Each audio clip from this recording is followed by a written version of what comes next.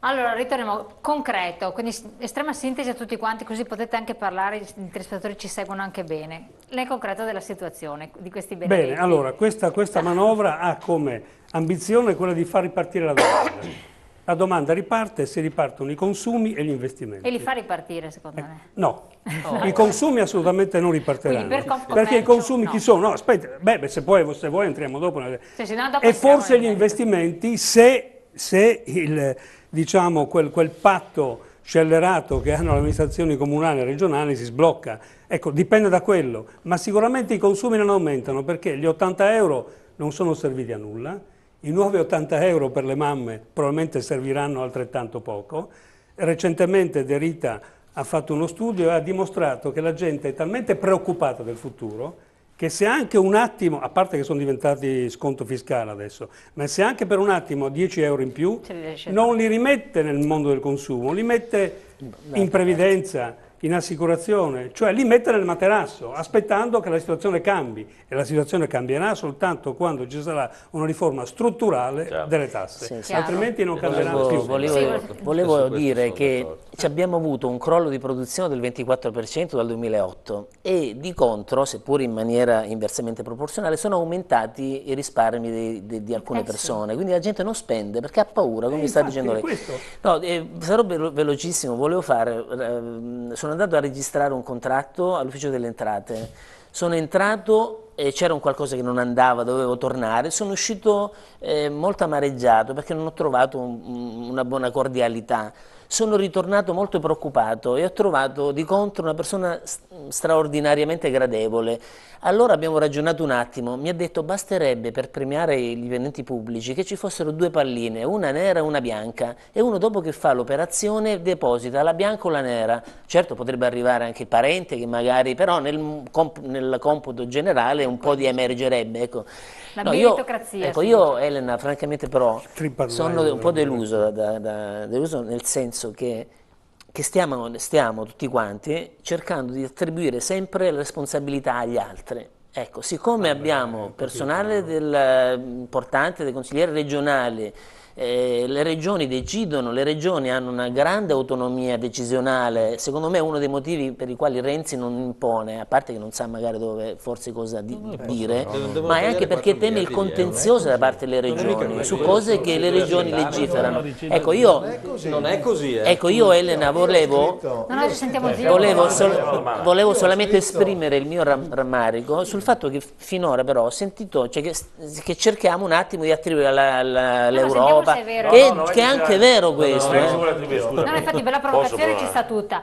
Ziglio, poi... Io voglio dire nel mio piccolo, la riforma per le Camere di Commercio, scritte, mandate a Taddei, mandate al governo, chiesto gli incontri, ma una riforma importante dove volevo, poi dico una cosa volevo dire prima, dove chiedevo che, mettendomi contro le categorie economiche, dicendo che il problema delle Camere di Commercio non sono la loro funzionalità, ma è la 580, la legge che, nata nel 92, che produce l'elezione degli organi, che crea solo litigi, guerre intestine tra categorie economiche, e una volta poi le categorie economiche entrate in possesso di quel consiglio diventano obbligatoriamente i padroni di tutto il sistema. Attenzione, se vai a fare un calcolo, vedi che le categorie economiche, quando va bene, in una provincia rappresentano il 37% delle imprese di tutta la provincia. Quindi mi sembrava corretto dire al buon Renzi, guarda, facciamo l'elezione diretta del Presidente e degli organi, portiamo da 33 a 9 i membri, quindi la Giunta soltanto, facciamo alcune razionalizzazioni, risposta zero, vi tagliamo il 35, 40 e 50, fate quello che volete, affari vostri. Come ha fatto con la RAI. Migliaia di persone che dovremmo in qualche modo lasciare a carico del sistema previdenziale italiano. Fermisco un attimo che dico una cosa. Nel 2008, non so se c'era anche se di Somariva, noi partecipiamo come Confcommercio, partecipavamo a Cernobbio a marzo, c'era sempre una grande... Allora, c'era Tremonti che ormai era quasi in scadenza e quant'altro, e ci annunciarono i grandi economisti che sarebbe scoppiata la fine del mondo, cioè sarebbe partita questa grande crisi. Poi a settembre la Lehman Brothers scoppiò e quant'altro. Dice Bonomi, grande economista milanese, dice guardate però che c'è una cosa, no, dice Tremonti, dice guardate, noi non avremo problemi. Possa succedere quel che vuoi, noi non entreremo in questa crisi, perché noi abbiamo il debito pubblico altissimo, ma il debito privato bassissimo. Sì, mi ricordo queste cose qua. Disse Bonomi, qua il problema invece, dice, perché nel momento in cui gli altri andranno in crisi chiederanno a voi che quel debito privato, che è così basso, inverta il fattore. Dovrete abbassare il debito pubblico, cosa che non sono riusciti a fare, aumentando il debito privato. Questo è il gioco drammatico che abbiamo vissuto in questi anni. Perché questo debito privato è bassissimo? Va detta la verità, perché gli italiani, che sono stati cinesi per molti anni, sono con la tecnica cinese, hanno usato, come dire, il pagamento delle tasse, quindi l'evasione, va bene, a corrente alternata. Voleva dire che una volta era nero e una volta era bianco. Questo ha permesso al Paese di uscire da quella grande difficoltà del dopoguerra, ha permesso a tutti gli italiani, e qui c'è una statistica che diceva che diviso il risparmio che c'è nelle banche per ogni italiano aveva 30 milioni in banca, diviso fra tutti naturalmente. Oggi se guardiamo il debito pubblico è di 37-38 mila euro per italiano. Quindi se noi andiamo a fare questi calcoli, l'evasione era funzionale a un'economia che in qualche modo andava. Non è aumentando l'IVA che tu risolvi il problema, è riducendo l'IVA che tu risolvi il problema e la fai pagare a tutti. Perché altrimenti non ci siamo, continuiamo a tamponare il buco che viene sul muro con un po' di stucco. Poi le entrate, più aumenta l'aliquota IVA e le entrate non aumentano di conseguenza, non aumentano. Poi chiudo così, nel momento in cui loro si sono resi conto che prelevando, quindi facendo il gioco che dicevamo prima, no? Io faccio bella figura perché poi noi in Italia chi governa sul consenso, quindi se io faccio un sondaggio che vedo che sono in difficoltà, scarico il problema al mio vicino, quindi lo scarico alla regione, la regione in qualche modo lo scarica se può a un altro, ma soprattutto l'hanno scaricato sui comuni. Basta pensare, e chiudo su questo perché è lo stesso problema della riforma, la questione delle province. Non è cambiato assolutamente nulla, ci hanno tolto a noi cittadini la possibilità di eleggere i nostri amministratori. Sono un po' di anni che non allora possiamo eleggerci neanche chi ci governa. E la chiudo così, dicendovi così, Renzi a giugno, primi luglio, metà luglio, disse non c'è bisogno di una manovra correttiva, non aumenteremo di nulla. Qualcuno gli disse guarda che tu dovrai andare da 30 miliardi a 50 miliardi, altrimenti non ce la fai. Risultato? 36. No, ha stragiurato, no, non ci sarà un aumento di... Risultato? 36 miliardi. Siamo partiti con 10, con 15, con 20, siamo arrivati a 36. Questo paese non può reggere che ogni 6 mesi c'è una manovra da 30 miliardi. Bravissimo. Io vorrei ricordare che ci sono comunque delle operazioni pratiche di cui si parla spesso ma poi non si conclude mai. Ad esempio, noi sappiamo che l'edilizia è in fortissima crisi. Però è anche vero che anche i cittadini che onestamente contribuiscono alle spese dello Stato dovrebbero avere un minimo di soddisfazione. Perché metto le due cose in collegato?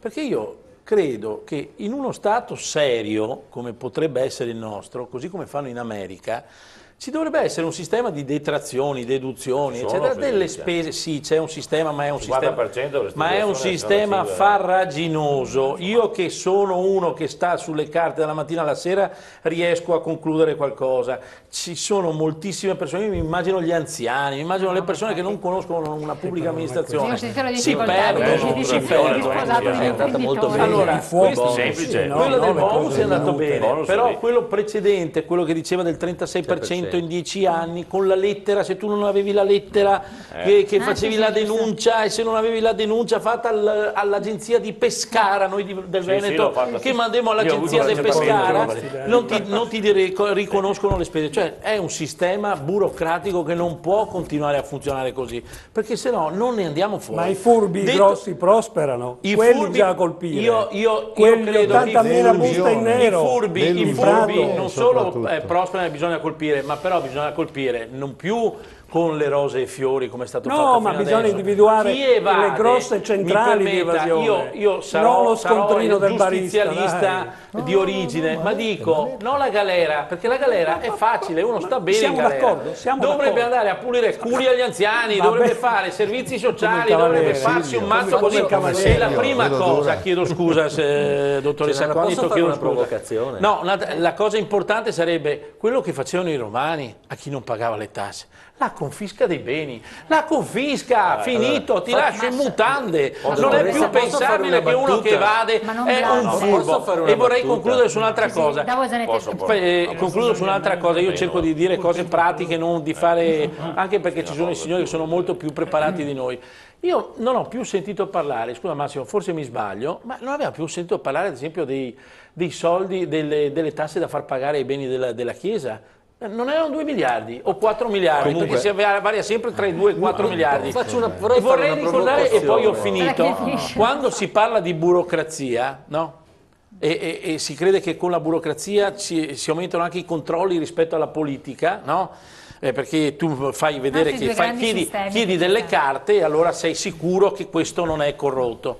Allora, lei sa che noi come consiglieri regionali, da quando è venuto fuori il signor Fiorito che si è comprato il mezzo, no? Perché sembra che siamo tutti a comprarci i mezzi con i soldi pubblici, hanno il signor Monti, un'altra testa di, come si dice, un testone che veniva dalla Bocconi, no? Che non paga l'IMU, tra parentesi, da quello che so. Comunque sia, è un dato di fatto che ha creato una serie di procedure burocratiche di attestazione, di certificazione anche per i consiglieri regionali, per dire che non hanno redditi oltre a quelli, o comunque devono dichiarare tutto.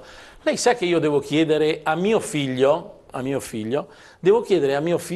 che, di non autorizzarmi o di autorizzarmi a dire che mio nipote di 1 anno non ha redditi. Queste sarebbero le modifiche fatte da Monti per dire che un domani io e lui non possiamo essere corrotti. Allora, è la burocrazia, questa non è sostanza, questa è una forma inutile. Poi ha ragione il signor Sposato, non si capisce niente. Se queste sono le procedure che vengono fatte per i controlli, siamo messi male. Siamo una provocazione. Siamo nel paese del formalismo, dove scappa la sostanza, dove si possono rubare milioni di euro in opere pubbliche negli appalti e poi ci si incattivisce su norme che veramente assurde. Questo vale in tutti i settori, vale anche per esempio la sicurezza, la gestione della sicurezza. Guardate che quanto costa un'azienda di burocrazia, pacchi di carte stampati e poi continua a morire per inosservanza delle norme essenziali. Dovremmo guardare la sostanza, uno deve dire guarda che in America funziona così, tu se uno rimane ferito si va subito, è colpa tua, tu paghi, se non è colpa tua hai fatto il possibile per evitare questo, non paghi.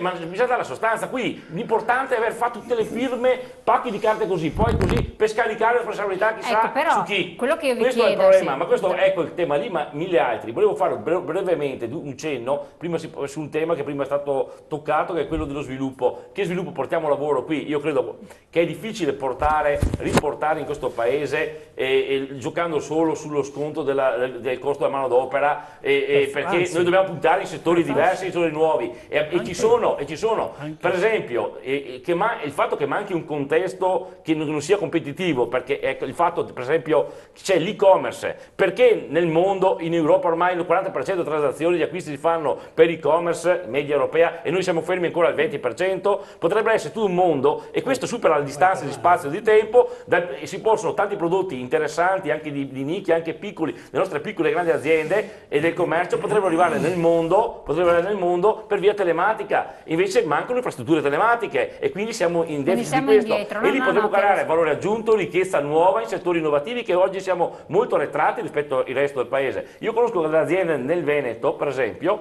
che sono stato a alcune fiere, il quale hanno puntato sulla tecnologia, riescono a produrre una nel mio paese, è un'azienda che è stata fatta 10 anni fa ed è la più robotizzata nell'ambito della produzione del marmo, lavora il marmo, ed è un'azienda che fa il 20% di fatturato in più ogni anno e fa concorrenza ai cinesi e le vende in America, producendo tutto qui in Italia. Quindi dobbiamo puntare su tecnologia, ricerca, sviluppo, marketing, cioè c'è ancora la possibilità di costruire qui, di fare qui, investire qui, però dobbiamo investire in maniera, non pensare di fare i cinesi in Italia, ecco. Assolutamente. Allora voglio passare la parola a lei, no, a lei poi naturalmente anche, però prima andiamo in pubblicità così potete parlare con più tranquillità, però volevo dire questo, questa parte qui, le parti economiche, perché poi con l'occhio dell'Europa, Union Camere, Confcommercio, tutte le catene produttive, il nostro sposato che comunque rappresenta tanti lavoratori che vanno al cosiddetto interinale cercando lavoro e un'impresa privata, dicono ma perché giustamente voi parti politiche, rappresentate comunque comuni, regioni eccetera, sollevate queste eccezioni, però non riuscite a risolverle. Ma cioè, quando abbiamo votato, scusa, quando abbiamo votato per togliere alcuni enti, per esempio, scusa, faccio un esempio concreto per non parlare di Sesto di Angeli, quando abbiamo votato per fare le riforme per gli enti locali e togliere alcuni enti, abbiamo avuto la capacità di cambiargli il nome in Regione Veneto. E siamo Regione Veneto, più alta d'Italia. Per esempio, eravamo in 6, forse no, l'Italia dei Valori ha votato con me in quell'occasione lì. Per esempio, c'erano da fare le unioni comuni, che dovevano fare le fusioni, e purtroppo è una legge anche lì dello Stato nazionale, che dovrebbe imporre a portare a dimensioni ottimali, che non significa che ci vada via, perché oggi i comuni abbiamo cambiato nome, dobbiamo nominare, li abbiamo moltiplicate invece di numero. Voglio dire, ma c'era il mio disegno di legge per abolirle. In quanti abbiamo votato? In quanti abbiamo votato? In 6 consiglieri per l'eliminazione rispetto su 60. Allora bisogna prendersi la responsabilità anche della politica, capito? E quindi alla fine è facile dire sì, bisogna. Poi c'è l'interesse di bottega, il microinteresse, che alla fine anche le grandi idealità si traducono in voto di scambio e quello è il limite di questo paese. Allora, pubblicità, poi dopo do la parola al sindaco, prego. Grazie.